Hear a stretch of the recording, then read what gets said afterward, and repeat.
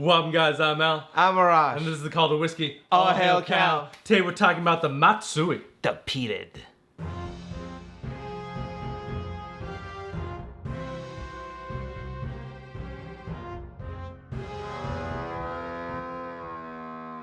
Welcome back. So today's whiskey is a Japanese single malt. Wait, stop, hold on. We've been down this road before, Al. Remember Nikkei whiskey from the barrel? Now, folks, if you don't know what I'm talking about, check out the link below regarding that episode.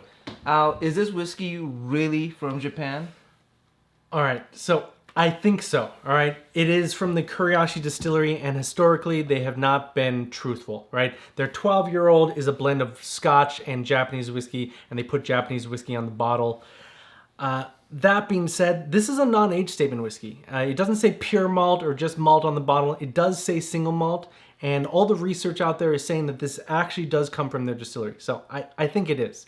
It's 48% ABV. It's non-chill filtered. There's no E150 attitude, so it's natural coloring. They use pot stills and lightly peated barley for this, and it was aged in white oak casks and ex-bourbon casks. Well, your silver tongue has convinced me yet once again to test out your whiskey.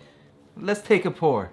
History time. Founded in 1910, Kurayoshi originally produced sake and soju. The Matsui The Peated is one of 3 bottles in their single malt collection, which includes Sakura, also known as the Japanese cherry tree, and Mizunara oak. The peated bottle is adorned with an iconic art piece by Hokusai, known as the Great Wave. This image was chosen to represent the spirit and force of the whiskey. Now let's find out if the art on the bottle matches the liquid inside. Alright, let's take a look at the notes. So right off the bat, you're getting like fresh cut grass. Why would anyone do drugs when they could just mow a lawn? I get a bit of a lemon, honestly, a bit of the zestiness associated to it. Yeah, definitely. You definitely behind that like earth and like grass, there's some lemon, and that peat is a different kind of peat. It's a light peat. Yeah, it's well, you know what? It's like burnt rubber. That doesn't sound appeasing. Well, it is. It smells like burnt rubber, and you're getting that vanilla and that floral. I feel like it's more charcoal. Okay. You know, than burnt rubber. It's just a little bit of a fresh charcoal where it's not. Like when you first light the grill, and there's still some fumes on there. Yeah. It's very unique. Yeah, I can get behind that. I love the zestiness to it. I feel like I'm gonna have a some sort of a lemony drink. Yeah. There's a little bit of a brine. Just a slight bit. I mean, that like burnt rubber note for me is just so strong. Let's take a look at the palate. That burnt rubber from the nose is there on the palate, and I could taste it. Yeah, a little bit. Yeah, it's super strong. It's ashy. It's like ashy. Yeah, that's what I'm gonna take your burnt rubber away and use ashy as the adjective of choice for this.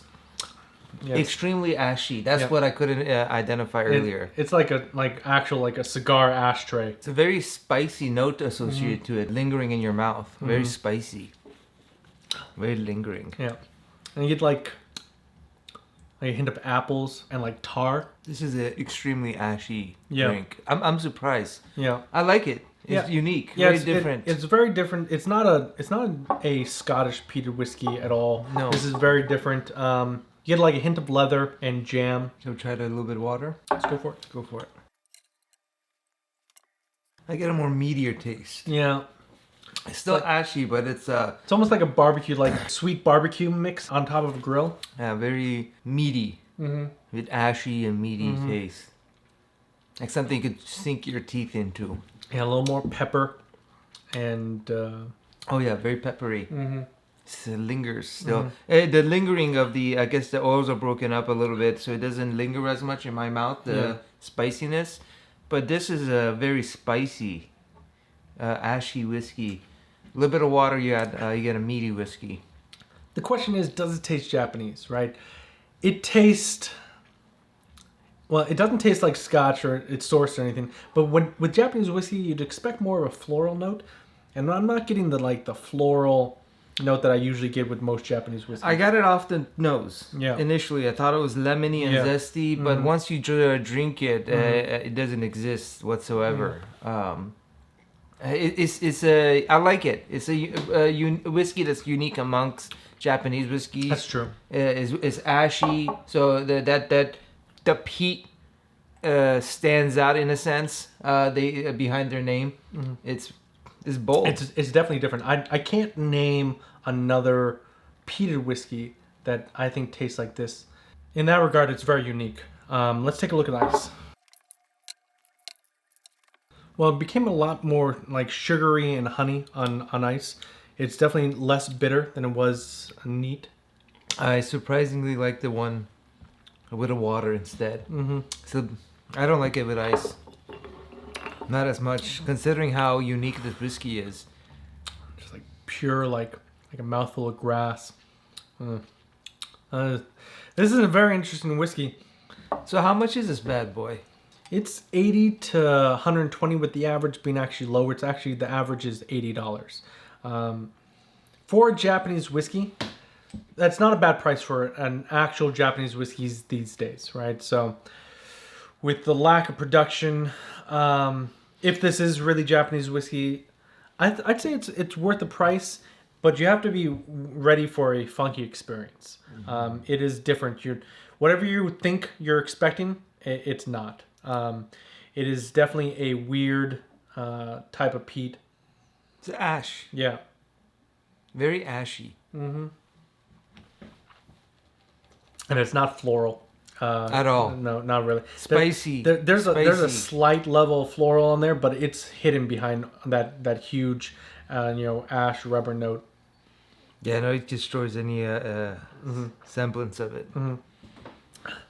It's pretty good. Yeah. It's pretty good. It's very interesting. It's very interesting. I would definitely buy it again. I'm really enjoying the aftertaste in my mouth. So what shelf would you put this on, Al? I keep it on the third shelf, and I'm comfortable with there. It's not. It's definitely not top shelf, but it's more interesting than anything I would put on the lower shelves. For me, it'll be a second shelf only because the bottle design is not really unique in my regard. Although the graphic design is spectacular. Yeah, I'm not a big fan of that screw top on it. Not a big fan of that. The bottle is nice to me. It's not Hibiki, right? The art stands out for me, and that's it. Yeah. So I'll be honest. That's as far as presentation goes, it loses a level in that regard for me. Fair enough. So, if there's any Japanese whiskeys you guys like to see us review in the future, let us know in the comments below, and we'll do our best to set that up. Well, on that note, today's toast is bless your heart. And every other part. All hail cow. Okay. You're gonna be crying on screen, wondering why Arash is crying.